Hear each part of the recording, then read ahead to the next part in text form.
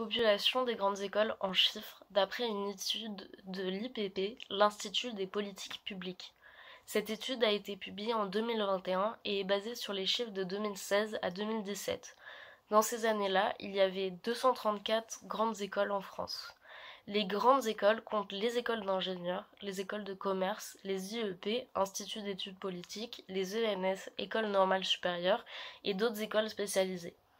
Ces écoles sont très sélectives, surtout pour les ENS et les IEP qui accueillent respectivement 69% et 56% de personnes ayant obtenu une mention très bien au baccalauréat. Dans cette étude, on identifie 3 types d'inégalités: les inégalités géographiques, les inégalités de genre et les inégalités sociales. Les personnes venant d'Île-de-France, et plus particulièrement de Paris, représentent environ un tiers des personnes étudiant dans des grandes écoles. Les élèves parisiens ont une probabilité presque 3 fois plus élevée d'accéder à une grande école. Comment expliquer cela? D'abord, il y a une forte concentration de classes préparatoires en Île-de-France. D'ailleurs, les classes préparatoires telles que celles du lycée Henri IV ou du lycée Louis-le-Grand sont réputées comme les meilleures. Les personnes habitant en Île-de-France ont plus facilement accès aux informations concernant les grandes écoles, puisqu'elles sont proches géographiquement. Sur ce graphique, vous pouvez voir que 35% des étudiants des grandes écoles viennent d'Île-de-France. De plus, 18% viennent de Paris même. Ce qui est intéressant de remarquer, c'est que dans les 10% des écoles les plus sélectives, les étudiants venant d'Île-de-France représentent 63% des étudiants. Le directeur de recherche au CNRS et co-auteur de l'étude de l'IPP, Julien Grenet, explique cette inégalité géographique par la forte concentration géographique des prépas et des grandes écoles en Île-de-France, par le coût de la mobilité, l'accès à l'information, mais aussi à l'autocensure quand on vient d'un lycée où peu d'élèves se retrouvent dans ces grandes écoles. Pourtant, il y a encore des inégalités entre les différents départements d'Île-de-France. Sous cette carte, qui indique le taux d'accès aux grandes écoles par département d'origine, on peut remarquer que le 93, le département de Seine-Saint-Denis, a un taux d'accès plus faible que les autres départements d'Île-de-France. Cette étude nous rappelle aussi qu'il y a une faible proportion de femmes dans les grandes écoles.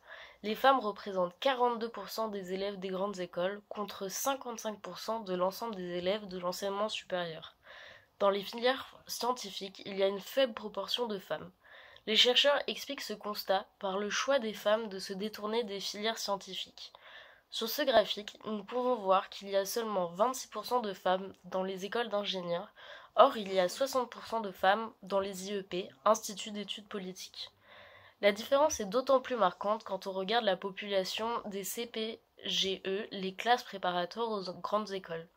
En effet, la classe préparatoire littéraire accueille 75% de femmes, alors que la classe préparatoire scientifique accueille 31% de femmes, et la classe préparatoire technologique accueille seulement 14% de femmes.